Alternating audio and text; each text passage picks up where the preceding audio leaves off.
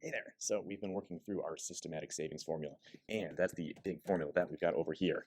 And the idea behind the systematic savings formula is it takes a regular deposit amount. Now this is a repeated deposit amount. You are saving the same thing every month, every week, every year. We're having something that's being repeatedly done over time.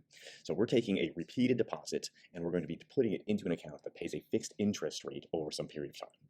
So you can see the formula over on the left side of the screen that we've got F equals D multiplied by the quantity 1 plus R over N raised to the NT, that's our compound interest formula, minus 1, all divided by R divided by N. So in that, F is our future value, or the full amount. D is our regular deposit amount, how much we're putting in each time. Little r is going to be our interest rate. That's the interest rounded, written as a decimal. N is the number of deposits that we've got each year. And T is the total number of years, always in years.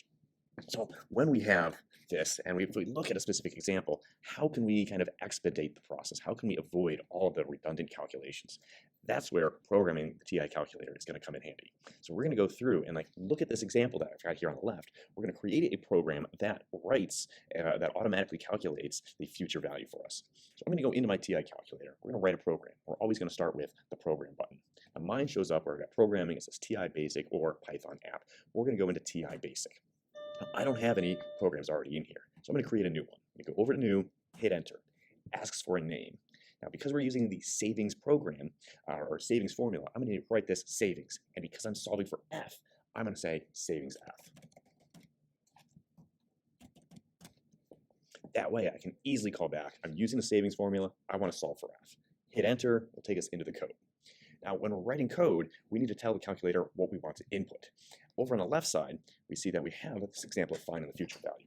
Maya lives at large as a successful TikTok glamour influencer, my dream job, but still always remembers to save a little bit of our earnings for the future.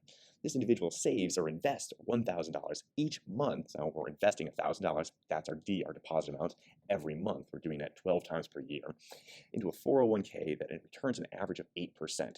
8%, that's our interest rate as a decimal, so it's going to be 0.08. If we do that for 25 years, there's our time. What is going to be our future value? So in that, I've highlighted over on the left, we don't know F, we know D, we know T, we know R, we know N. So we need to tell the calculator, these are the variables. So I'm going to go back into the prompt button. I'm going to go over to IO. IO stands for, go into the program button, over to IO. IO stands for input output. And we go down to prompt. Prompt is the calculator asking us what we want. So we're going to have the calculator prompt us. Here's where I'm going to use the alpha button. The D value, comma is immediately above the 7. We're going to ask it for the N value, the number of compounds and the number of deposits per year, comma, the T value, the time in years, and comma, the interest rate. I'm going to use the letter I for interest rate. Helps me to remember that. But also, when we do amortized loans, we're going to use R for something different. So I've got prompt D, comma, N, comma, T, comma, I. Enter. Puts us at the next line. Now, we put those values into the calculator. We need the calculator to do something with them. So here's where I'm going to go back to the program menu, back to IO. I'm going to select DISP. DISP stands for display. I'm going to tell the calculator to display a number, but I want it to display the answer after taking those variables and going through the formula.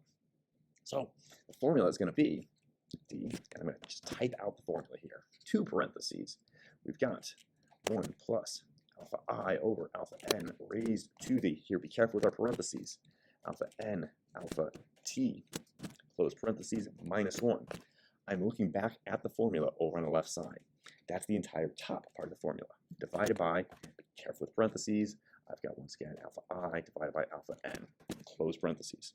So what this is doing is the calculator is inputting those values with prompt, and then it's going to be crunching those numbers in the formula, and it's going to be displaying the answer for us. Once I have this finished, I'm going to check through my parentheses, hit the second quit button, which is second mode. Don't hit delete, it's going to clear it for you. Hit the clear button, that's bad.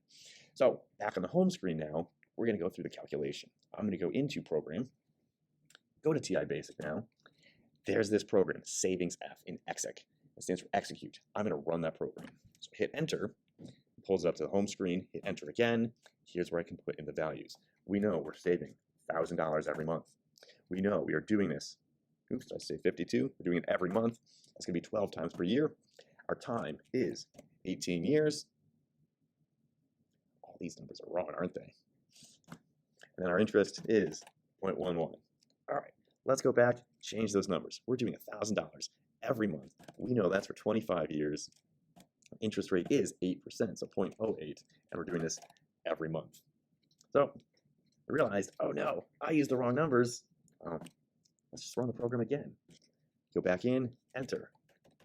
$1,000, we're doing this every month. We're doing this for 25 years, and our interest rate is 8% or 0.08. There we go. That's the nice thing about this. I used the wrong numbers or I made a mistake. I can just go back into the program and run it for us. I'll pull that back up once again. If I made a mistake, I can hit Program, go back to Programming, TI Basic, now we Edit, and there's our formula. You never have to do that computation by hand or worry about parentheses again. Check it out.